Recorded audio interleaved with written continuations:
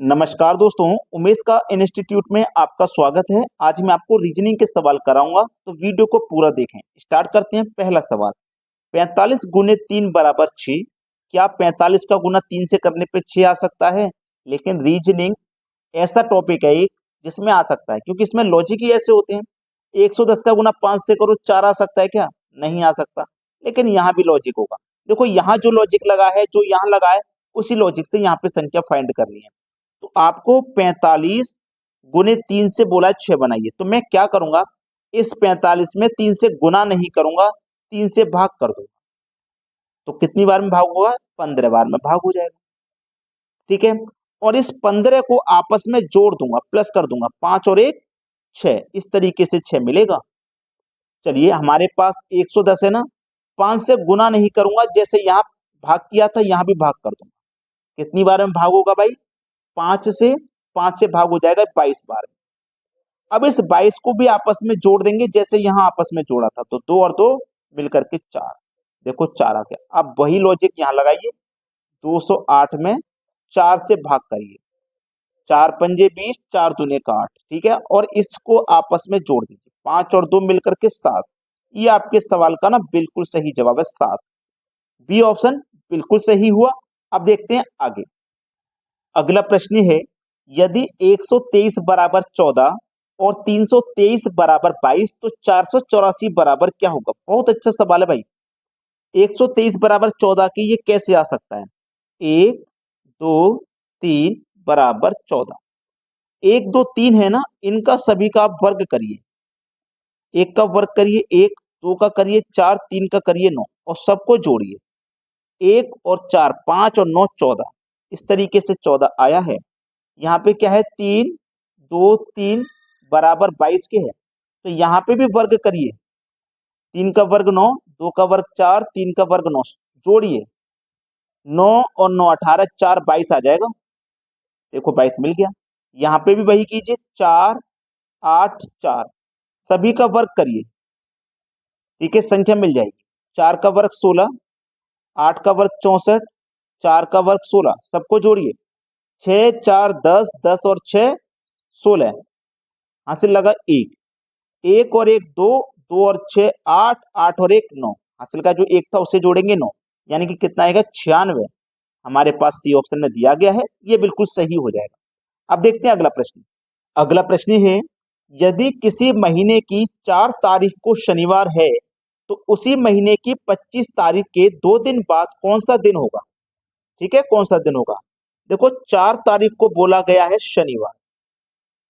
अच्छा सवाल है ये। अगर सवाल आ जाए ना ऐसे, तो आप पहले से तरीके से सॉल्व कीजिए। 4 तारीख का शनिवार है। अब आपको ये पता है कि कोई भी दिन हमारा 7 दिन के बाद आता है। तो 4 में 7 जोड़ दो, 11 हो जाएगा। यानी कि फिर से शनिवार हमारा 11 तारीख को आएगा, है ना। अब 11 के बाद में फिर से कब आएगा शनिवार? 11 में 7 जोड़ दो तो 18, मतलब 18 तारीख को शनिवार आएगा।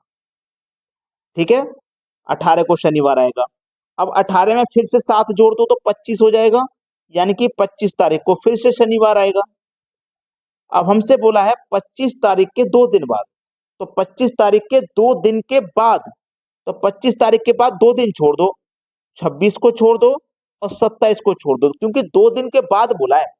25 तारीख के 2 दिन बाद, तो 25 तारीख के बाद हम 2 दिन छोड़ देंगे, ये वाला और ये वाला।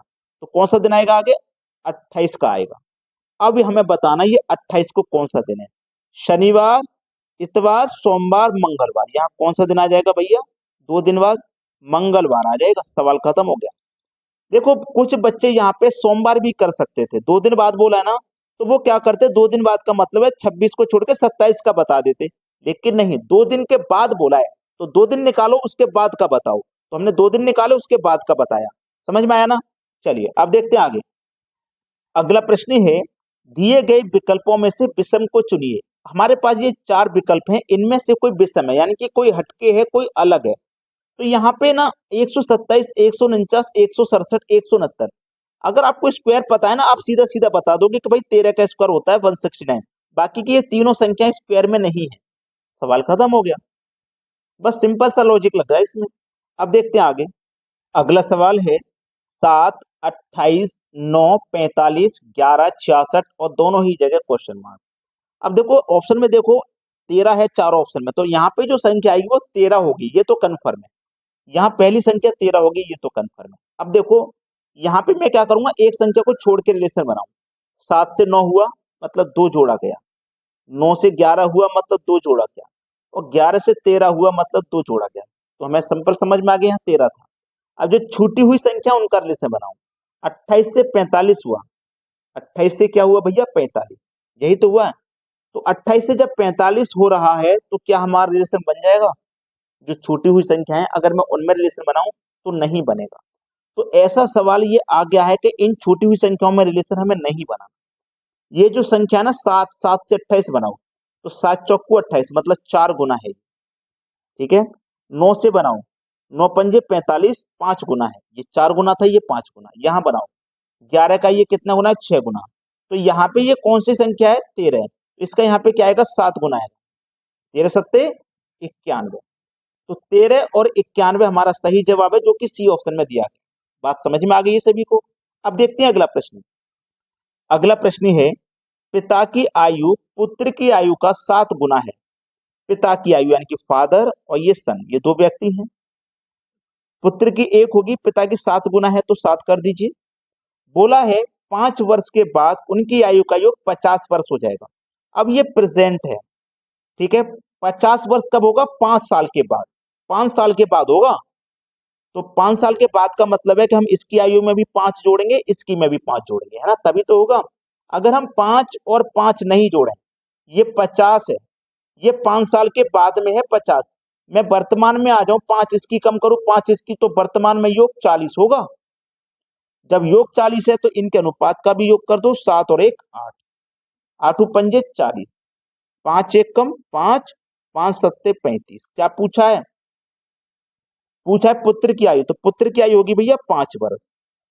ये वर्तमान का है। अगर हम 5 वर्ष बाद का निकालेंगे तो इसमें भी 5 जोड़ो और इसमें भी 5 जोड़ो, ये हो जाएगा 40 और ये हो जाएगा 10। दोनों की आयु कितनी हो जाएगी? 50। दोनों की आयु 50 हो जाएगी, लेकिन ये 5 वर्ष बाद का है ना, बाद का थोड़ी निकालना है, हमें तो वर्तमान का निकालना है। तो 5 वर्ष बिल्कुल सही है। लाइक कर देना सभी बच्चे वीडियो को और शेयर कर देना भाई, ठीक है ना। धन्यवाद।